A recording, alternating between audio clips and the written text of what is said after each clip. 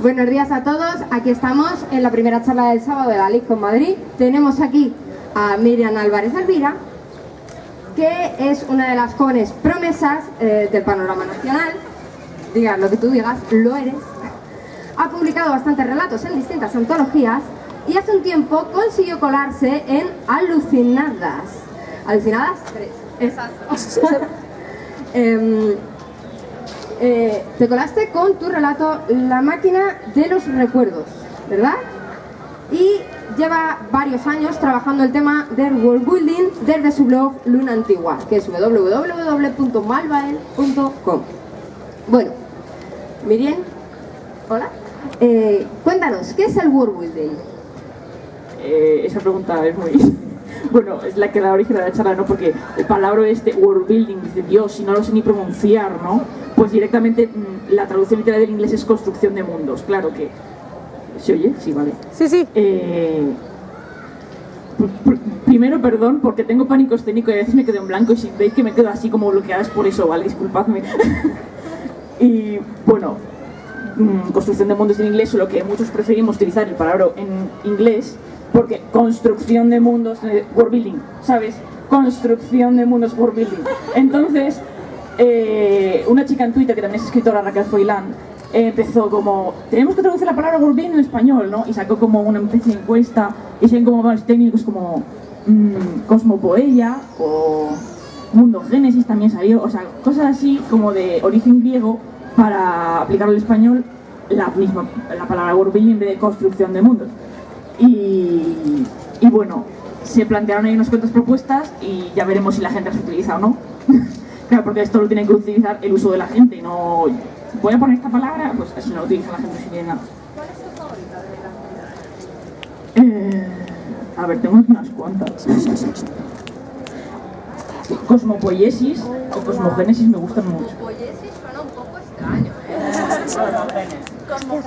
Cosmogénesis, ¿os gusta?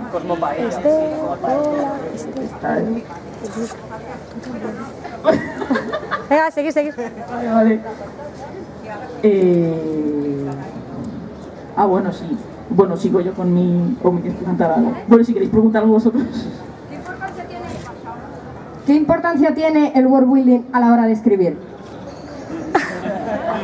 Vale, el worldbuilding sobre todo se da en géneros más fantásticos, tipo fantasía sobre todo y también ciencia ficción, porque en los demás géneros, digamos, se basan en nuestro mundo, el mundo real, y entonces lo que hace falta es documentación, no creación, por así decirlo. Entonces, hola. No. Venga, sigue. Perdón, ya me he quedado en blanco otra vez. Entonces, sí. Claro que depende de la fantasía, hace falta más worldbuilding o no. Por ejemplo, la fantasía urbana tipo Harry Potter, pues ya está basada en el mundo real y sí que Rowling ha hecho un trabajazo, la verdad, basándose en ya tradiciones, por ejemplo, de las brujas, como por ejemplo, dejan espada, en escoba, en espada te dejas todo. O hacen ahí calderos.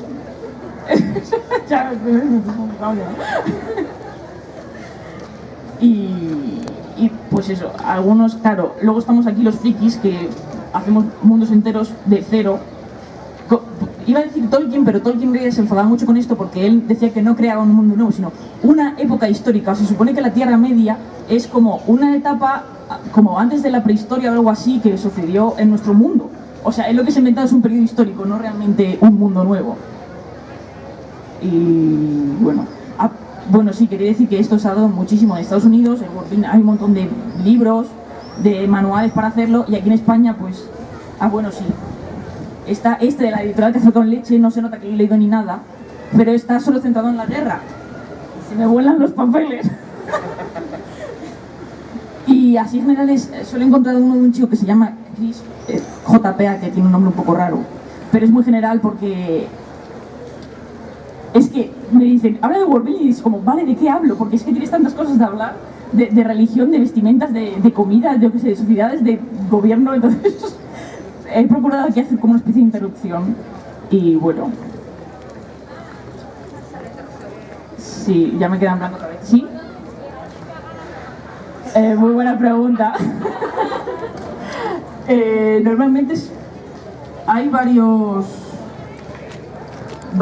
bueno, principalmente por lo que te gusta, ¿no? Porque sí, por ejemplo, yo soy historiadora del arte, pues joder, pues digo, yo leo cosas de fantasía y digo, no hay estatuas de los reyes ni nada, ni iglesias bonitas, ni por qué. Entonces, pues yo me centro más en eso. Rothfuss, cuando vino aquí hace 3 o 4 años, 3 o 4, no sé, vino aquí a Madrid y dio una charlita en Telefónica y dijo que es que cada uno tiene que centrarse en lo que más le gusta. Por ejemplo, Tolkien fueron las lenguas, que el tío se inventó como 15 idiomas, y los mitos.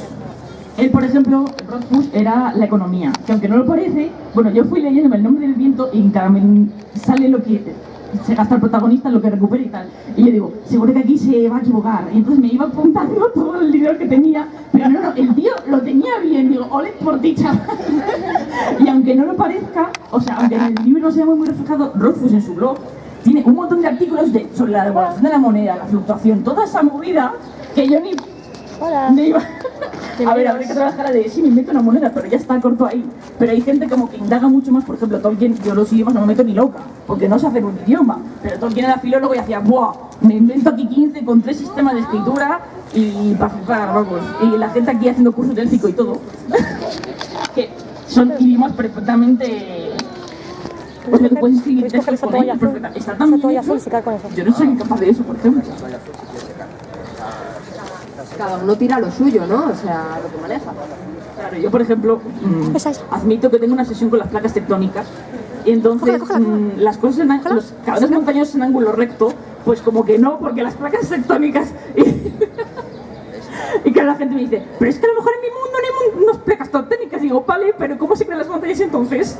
Hacen que es así, una montañita, montaña por montaña, no sé. Bueno, es que soy muy friki con esto, ¿vale? No me lo tengáis en cuenta. Soy muy... Quiero que esté todo bien y claro, lo baso todo en nuestro mundo. En algunos sitios han dicho que el universo en el que se inspira la historia, en el que se basa la historia, es casi como un personaje más. Tiene tanta importancia como los personajes protagonistas, ya que es el que va a englobar todo y va a condicionar toda la historia. ¿Crees que eso es cierto? En parte sí, pero también... A ver cómo respondo a esto. Hay gente que le hace una ficha de personaje al mundo, ¿no? Pero es que no es... También hay que desarrollarlo, pero no del mismo modo que un personaje. Porque un personaje, por ejemplo, pues las personas somos contradicciones, ¿no? Estamos todo el rato cambiando de... El año pasado me gustaba esto y ahora lo odio, o al revés. Y entonces... cambia, pero más lentamente. Entonces nuestras vidas son muy rápidas, por así decirlo, y el mundo es como cambio, pero y se lo toma más relax. Entonces, a nivel de trama yo creo que no. Bueno, esto es importante, por ejemplo, el world building me refiero porque yo siempre digo que, a ver, todos los argumentos ya están inventados, está súper estudiado por la literatura, que hay como 21 argumentos básicos y no sé cuántos arquetipos de personaje, y es el autor el que da sus matices para hacer historias distintas a partir de lo que tiene. Entonces puede crear de esos 21 argumentos básicos, fusiona 2 y le sale una historia nueva, o cambia un arquetipo y lo hace original. Por ejemplo, ahora que está todo el feminismo, pues se está viendo mucho el papel de las mujeres y su visión. Y entonces eso antes no se había dado, entonces ahora las mujeres tendrían mucho, eso hace 100 años por ejemplo era imposible ver obras como las que están saliendo ahora. Nosotros también avanzamos como sociedad, ¿no? El pensamiento avanza y surgen obras nuevas a partir del pensamiento nuevo que está en boga de... no sé. Sí. Claro, y aunque en la raíz son las mismas historias, en realidad no son las mismas historias, porque está, por ejemplo, yo soy súper fan de Bollywood, ¿vale? Bueno, de India en general, y el otro día me vi una peli que se llama Ram Lila, que nada más empezar te pone inspirado en Romeo y Julieta de William Shakespeare, y ya claro, yo ya el spoiler pues ya te dice todo, ¿no? Pero yo en mi ignorancia pensé, oye, pues lo mismo hasta acaba bien y todo, no acaba bien, ¿vale? Acaba igualmente, y claro, es que tú te pones a analizar la historia despojándolo de todo, y es Romeo y Julieta, pero lo han puesto en un pueblo de la India, entre dos familias que son traficantes de armas, le habían cambiado todo y no era la misma historia, pero en esencia sí que era la misma. Entonces, esos son los matices que hacen historias nuevas. A ti te encanta la India, tienes una fascinación por la India. Háblanos a la hora de tú traspasar cosas que te gustan de la India a tus textos, a tu world building. A ver. Bueno, yo... Claro, a ver, tú cuando creas un mundo, ¿no? También piensas... Yo, por ejemplo, que soy historiador del arte, porque están los historiadores que son como más sociales, más económicos, y los historiadores del arte que somos como más sociales, más culturales. Digamos que ya estamos en la literatura, en el arte, obviamente, bueno, se dice la palabra, ¿no? Y entonces yo soy fan de crear como muchas culturas, como si en este pueblo se adora a este dios y hacen esto y comen esto, pero en este otro comen esta cosa y les da asco lo que comen los otros, ¿no? Y pues en la India es un poco así. Entonces, que hay muchas culturas que como que se han unido y o sea, hay un montón de religiones en la India, o sea, el hinduismo realmente no es una religión, son varias que comparten dioses, pero yo adoro más a Shiva, tú adoras más a Vishnu, da igual, o sea, y están todos bien, por así decirlo. Y luego también hay musulmanes, los jainistas, que son los más hardcore, porque están los veganos, y luego están los jainistas, que son los que no pueden comer patatas, porque al sacar la patata de la tierra, dañas a la tierra. Entonces no puedes comer patata, pero luego sí comen leche, por ejemplo. Entonces, los tubérculos, por ejemplo, no pueden comer, porque dañan la tierra. Y bueno, bueno, sí. Por ejemplo, si también sois muy fans de Bollywood y de la India y tal, habéis visto que hacen todo el rato este gesto, que es como, ¿qué coño significa eso? Pues significa todo y nada a la vez, que es como un asentimiento y una negación a la vez. ¿Qué estáis haciendo? Y eso, claro, los gestos, por ejemplo, tú si diseñas un nuevo mundo que no tiene nada que ver con este, pues seguramente se te escape que el personaje asiente, pero no tiene por qué asentir. Si la cultura, si es la India, por ejemplo, haces así y no se entera, tienes que hacer así, el coso este. Entonces son como detalles que es como, madre mía, qué locura, en qué fregado me estoy metiendo, pero que yo procuro darle, en plan, claro, no tienen nada que ver, no se han basado en nuestra cultura. Sí. Sí, bueno. ¿Cuáles son los puntos clave para crear un mundo verosímil? Que te lo creas al leerlo, aunque sea fantasía. Porque hay veces que la fantasía no hay por dónde cogerla, según te lo cuentan. Y hay otras, sin embargo, que por muy fantástico que suene, te lo crees al leerlo. ¿Qué es lo que hace que sea verosímil o que no, según tu criterio? Pues primero que tenga lógica, ¿no? Porque... Dios... Perdón, soy de pensamiento lento. Entonces... Sí. Eso de que haya gente volando con escobas choca con la lógica. Pero si no choca, aunque venga detrás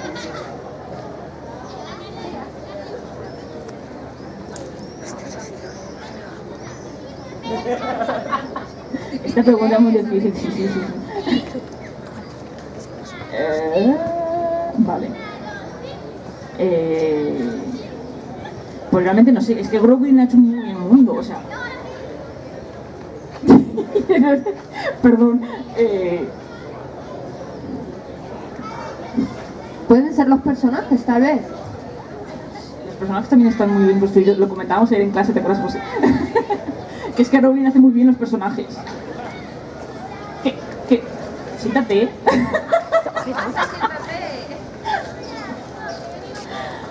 ¿Por qué te ríes? Vamos a algo más fácil, ¿vale? Cuando hablamos de world building directamente, se me vienen a la cabeza las historias de fantasía. Pero el world building, como tú has dicho al principio, no se queda solo en ese género. ¿Se puede extrapolar a otros que no sean fantasía y ciencia ficción? O sea, ¿el world building se puede aplicar a cualquier otro género? Sí, pero se llama documentación, ya tiene palabra para eso. Es decir, si tú escribes histórica, pues haces world building realmente, pero lo que haces es documentarte sobre esa época, sobre qué comían, qué vestían, digamos que eso ya está hecho, ¿no? Ya la historia la ha establecido y tú no tienes que crear nada. Digamos que el world building es creación, pero si haces otros géneros, aunque sean de ficción, pero están basados en este mundo, ¿no? Entonces ya hay como unas reglas que tienes que cumplir y es la documentación, digamos. Por ejemplo, el género cómico.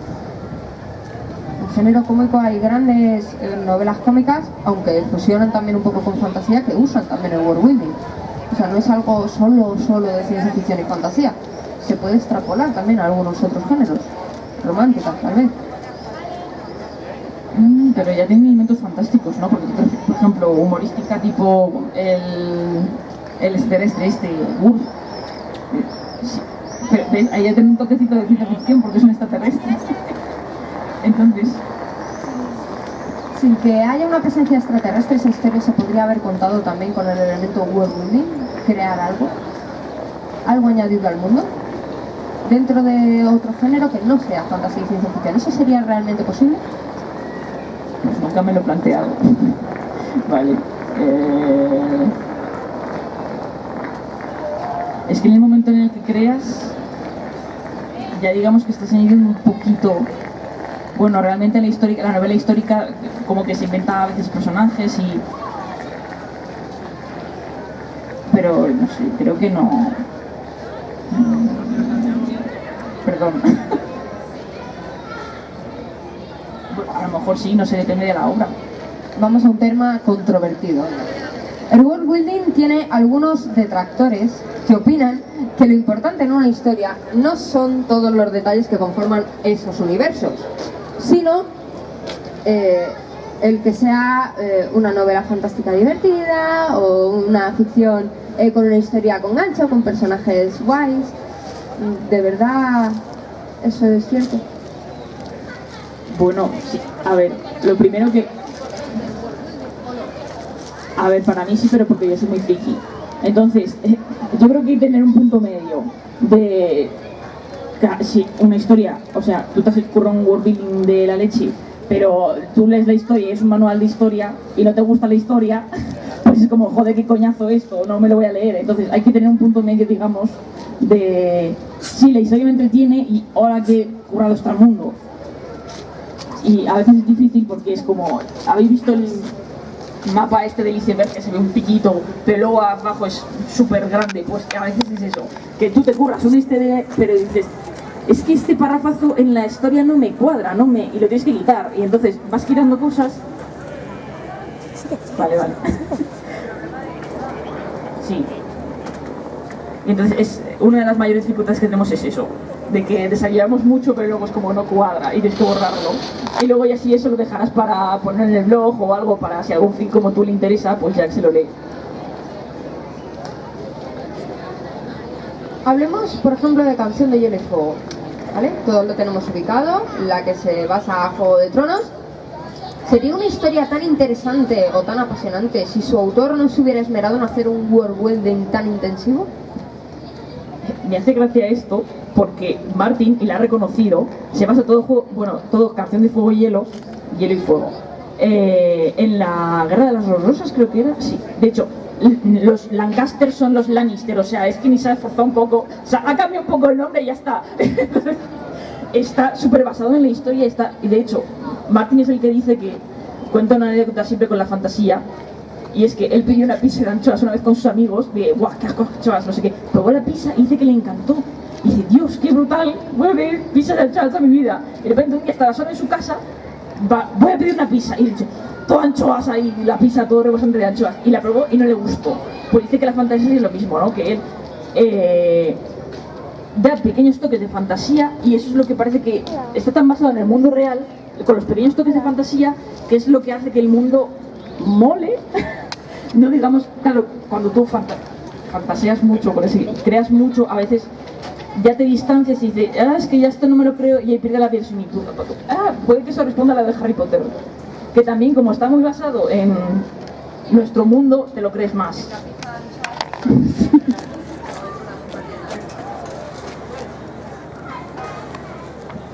Vamos a abrir, por ejemplo, preguntas del público. ¿Os apetece? Voy. De un reino, de una ciudad, como Voy.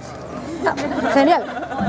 Fantástico. antes hemos hablado de cómo afecta al mundo, en plan a la sociedad y a los personajes, en plan, no como si fuese un personaje propio, pero por ejemplo, cómo está construido un reino, una ciudad, el lugar donde se sitúa la historia. Yo he visto un montón de casos en los que cómo se está estructurada la ciudad, en plan, partes y todo, no sé qué, diferencia en plan la pobreza, la riqueza, las clases altas, bajas y medias, y en cierta manera eso sí que se comporta como un personaje, en plan, tiene elementos diferentes que hacen que ciertas personas, o sea, piensen diferentes a otros, están en el mismo sitio y no sé, dando juego un poco a todo. Sí, que condiciona la historia, la trama y todo.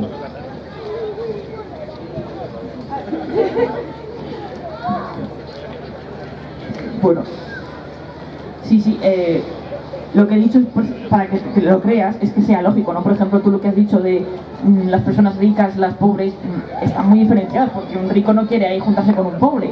Entonces ya en el momento en el que pones ricos y pobres a vivir en el mismo barrio, o esto ha sido de un gobierno que es como, os voy a poner juntos para que os integréis, que los ricos van a decir que no, o no me lo creo. Entonces, claro, ya ahí empieza a chirriar. Y es como, aunque creas que, o sea, es una buena idea, pero ya como que nos chirría, ¿no? Como que no es lógico. Porque los ricos no van a querer estar con los pobres de, guau, está apestado que huele mal. Bueno, no sé si te he contestado. Tenemos un asistente en el público. Y te vamos bien, sigue. No, sigue. ¿Qué queráis? Siguiendo esa pregunta, ¿Y ahora?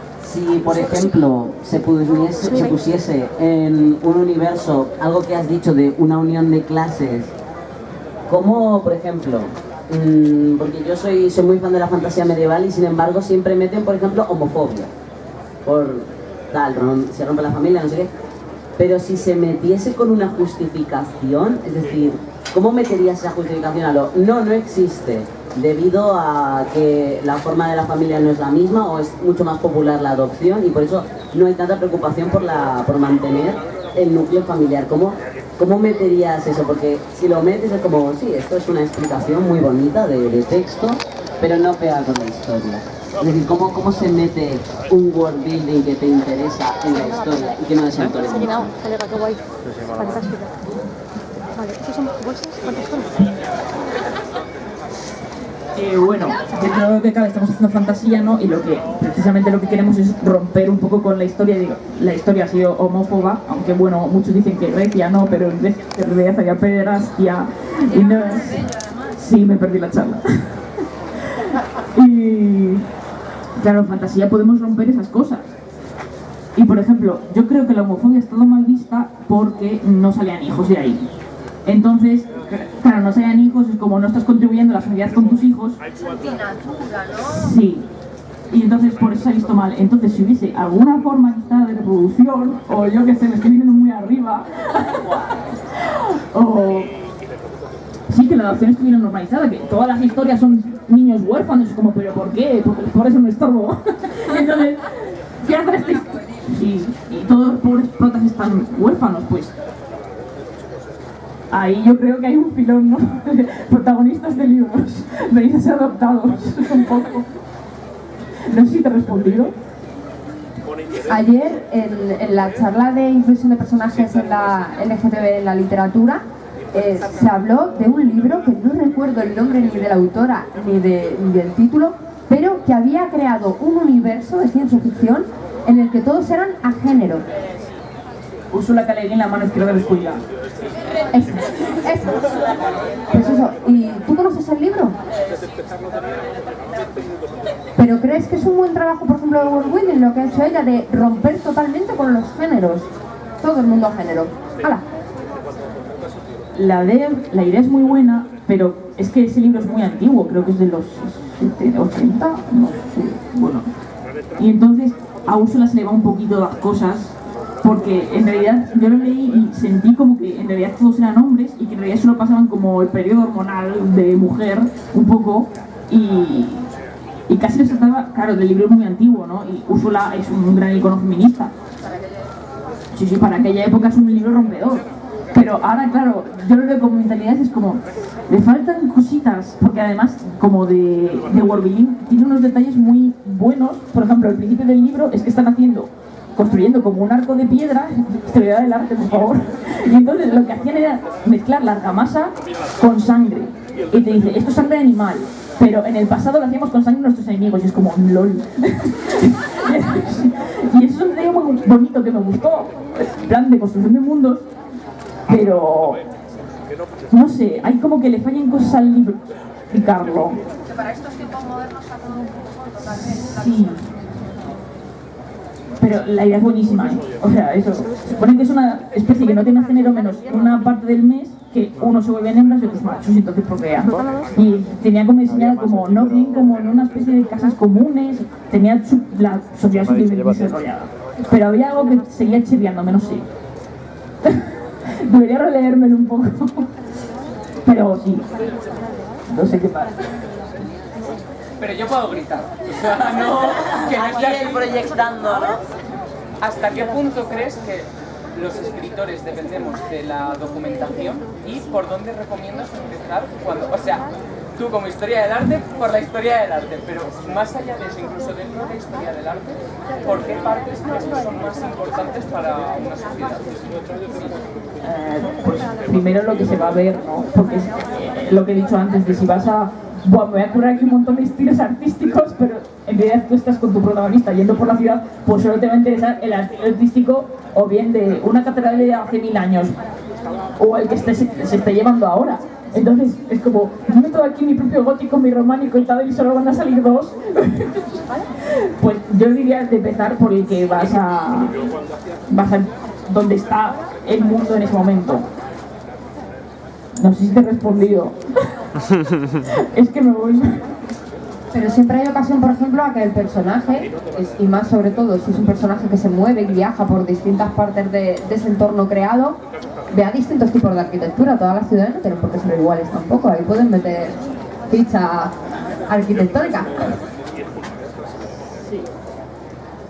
Sí, de hecho, lo de crear un estilo artístico es como casi crear un color de cómo voy a mezclar esto de los egipcios, pero es románico, pero y te limitas casi a copiar y a mezclar, no, porque no puedes crear una cosa de cero casi. Oye, si lo creas es como Dios. Bueno, me estoy yendo. Entonces, en cierto modo, el world building acaba siendo, cojo un poquito de la India, un poquito de los egipcios, otro poquito de los mayas. Pero eso es en general crear algo de la nada, así es como escribir. Claro, eso es lo que se llama la mímesis, que se dice en historia del arte, que es copiar la realidad, por así decirlo.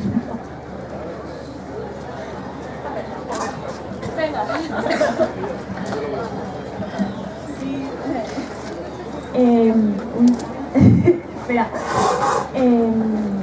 Crear un mundo de cero desde no basándose en nada de lo conocido. O sea, porque yo tengo un concepto que es que el tiempo fluye de otra manera y tengo que desarrollarlo aún en cómo se crearía el mundo.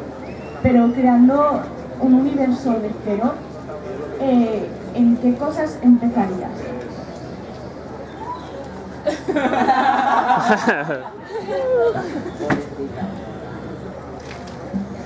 Pero creando tus propias leyes físicas, por así decirlo. O sea, si me da la gana no hay gravedad ni cosas así. Si me da la gana no hay gravedad, quito gravedad.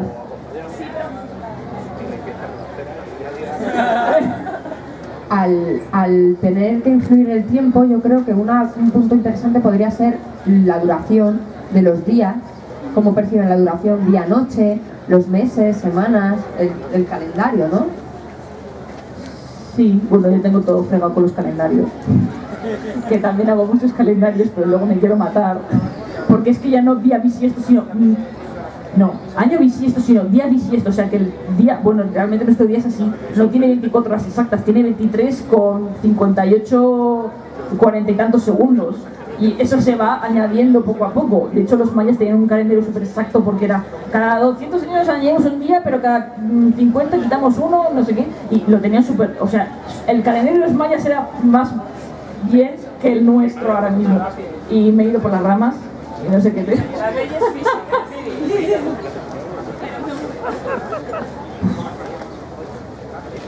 Es que crear algo que tú no has entendido primero, bueno, a ver si tú tienes... No puedo hacer spoilers. Ay, Comprar su libro en una de claro.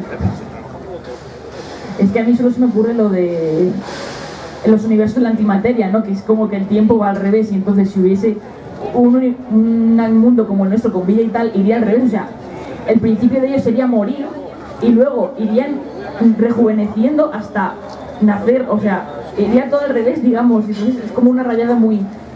Un mundo Benjamin Button. Sí, o sea, lo de la antimateria es así. O sea, es como todo lo contrario al nuestro, pues así es la antimateria. Y yo leí en un blog de ciencia y me quedé como... "Oh", y no sé si lo entendí bien. No sé si te refieres a eso. Me refiero más cómo enfocarías eso a la hora de plasmar la sociedad. ¿En qué puntos crees que la sociedad afectaría un cambio así? Para tener en cuenta, porque yo con mis gustos tengo en cuenta un tipo de cosas y quiero saber más o menos qué tendrías en cuenta tú al hacer un mundo totalmente diferente a la hora de investigar. En plan, el arte. En cuanto al tiempo.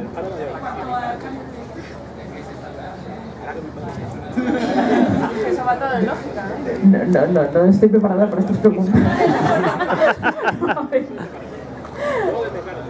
Si quieres lo hablamos luego más detenidamente, porque es que aquí me estoy pensando y estoy aquí comiéndome el tiempo. Hombre, el tiempo influiría, por ejemplo, el tiempo al revés. No te voy. Que influye de manera diferente, influiría prácticamente en todo, en tu día a día, constantemente. Si cambiara todo, todo lo que depende del tiempo, todo está regido por eso. Es la línea temporal la que marca todo, los sucesos y todo. Cuando tú te levantas, vas a trabajar y demás, si el tiempo cambiara o fuera de otra forma, más rápido, más deprisa, al revés, todo eso se vería trastocado totalmente. O sea, solo haría falta mirar alrededor para ver el peso que tiene. Es como la importancia de los números. Los números nos rodean por todas partes. Todos usamos numérico. No podríamos describir dónde vivimos o dar un momento sin recurrir a números. Y el tiempo es igual, es algo básico. Y cambiando eso podríamos sacar una pedazo de novela de algo. O sea, es impresionante, sí. Es un buen planteamiento. Si es casi ciencia ficción, ¿no? Vale. Bueno, no sé si tu raza ha sobrevivido con cambios de tiempo así raros. Es que algo ha hecho para adaptarse, entonces. Claro, a lo mejor nosotros nos resulta súper raro, pero a ellos es como, pues hoy un día dura 2 horas y mañana dura 1 año, pues vale. No sé si es eso. ¿Sí? Ahí van los tiros. ¿Alguna pregunta más?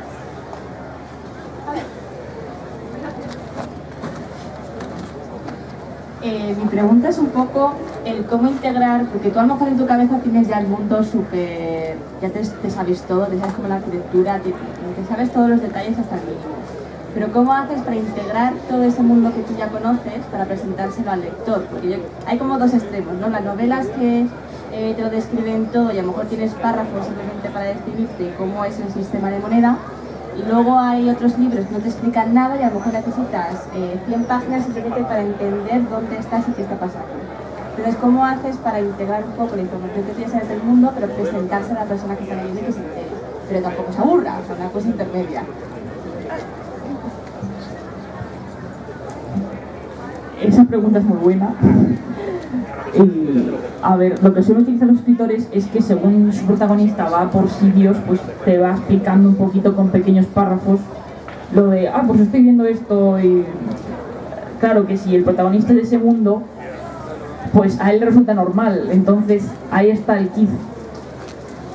Entonces, lo que también ayuda mucho es meterlo en conversaciones normales y que el lector lo pille hacia el vuelo. Como yo estoy hablando de esta palabra que el lector no sabe qué es, pero según el contexto puede más o menos, sí, vale, creo que se están refiriendo a esto. Por ahí va un poco. Y ya lo que sí suele ayudar mucho es que los escritores meten un personaje de fuera de ese mundo en ese mundo. Por ejemplo, Harry Potter. Harry Potter no tiene puta de magia y de repente le meten y es como, claro, está todo el rato preguntando de ¿y esto cómo funciona? Y le explican y tal. Entonces eso es muy buen recurso también para explicarle al lector, porque el protagonista tampoco sabe nada. Entonces el protagonista va aprendiendo a ver es otro de los recursos. Y no abusar del infodump que dices, de párrafos enteros describiendo lo bonita que es algo. Pizza de anchoas. Y yo soy muy fan. Bueno, es Claro. que a mí me gusta mucho escribir párrafos y luego es como no, y tengo que borrar. Vale, espera. Hombre, pero a la hora de tú estructurar como escritor, estructurar ese universo, no te viene mal una pequeña guía que escrita por ti de cómo. de dónde nos han dado, Esos pero ahora no vamos a párrafos no mover. se pierden. Estamos aquí ahora, Tú sabes la vamos a información mover, que vamos a mover. tienes y la que quieres dar luego la das y la que no, pues te la quedas para ti, para esa creación de mundos.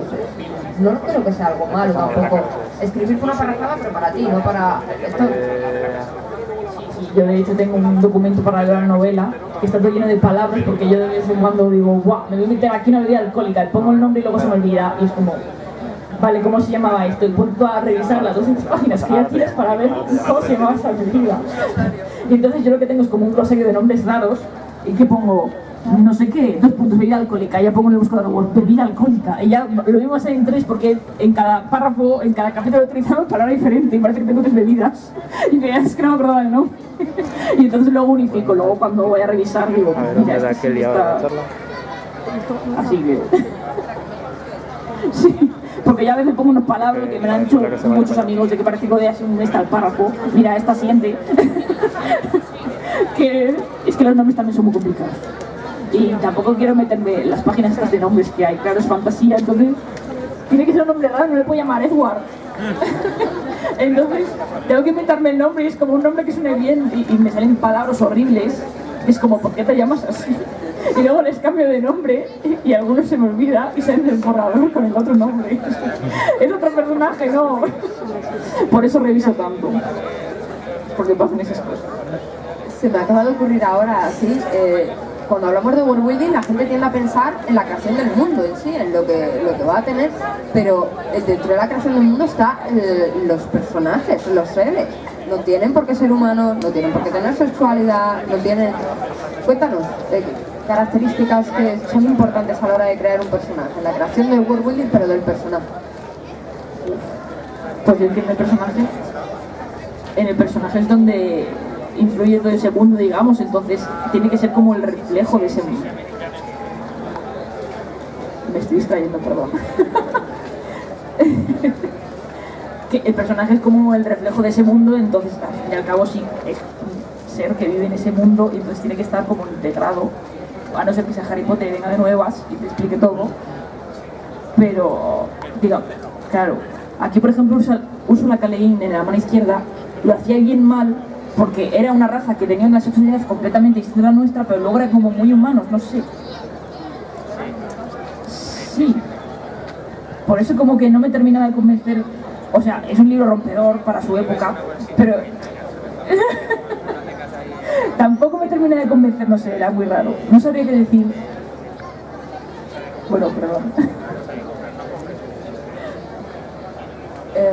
¿Alguna pregunta más? Sí, yo. Encantada. A ver, ¿qué opinas de los mundos construidos basados en culturas muy romantizadas como el medievo o incluso el Renacimiento? Y uno o dos personajes tienen mentalidad del siglo XXI y se utilizan para realizar discursos políticos o de ideología que constituyen un anacronismo en la cultura en la que se basa el mundo inventado.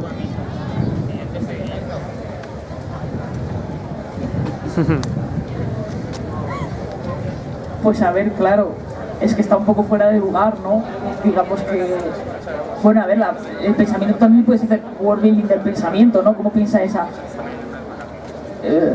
Si bien es cierto que la fantasía medieval está como muy contaminada, ¿no? Porque hemos metido ahí de todo y ya no es medieval ni es nada, es como una cosa rara, informe. Entonces, basándonos que es un pensamiento medieval, claro, puedes hacer fantasía y puedes romper... Pero es que se nota cuando meten los discursos así de como del siglo XXI, es como, no sé cómo explicarlo. Está bien que haya un mensaje de fondo y que puede reflejarlo en la novela. Normalmente cuando haces una novela siempre quieres tocar algún tema en concreto y por eso la escribes, para hacer que pensar a la gente. Pero usarla de discurso y tal, yo creo que además saca un poco al lector, puede llegar a sacar al lector y ahí ya tienes un problema. Como el lector desconecte, has perdido todo, ¿no?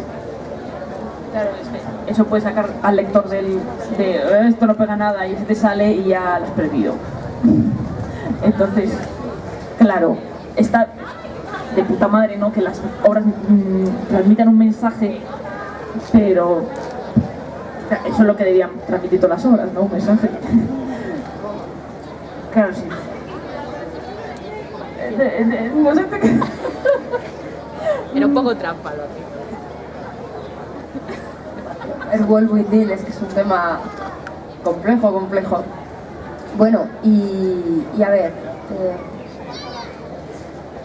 poco ya, en breve vamos a hacer el sorteo y 15 minutitos nos quedan. Animales en la creación de mundos. Los animales en muchas de las novelas tienden a ser idénticos a los de aquí, un reflejo, en que el universo está creado todo de cero, la arquitectura, pequeños detalles, incluso las razas creadas de cero, pero los animales en muchas de las novelas se mantienen. ¿Eso es correcto o es algo que choca?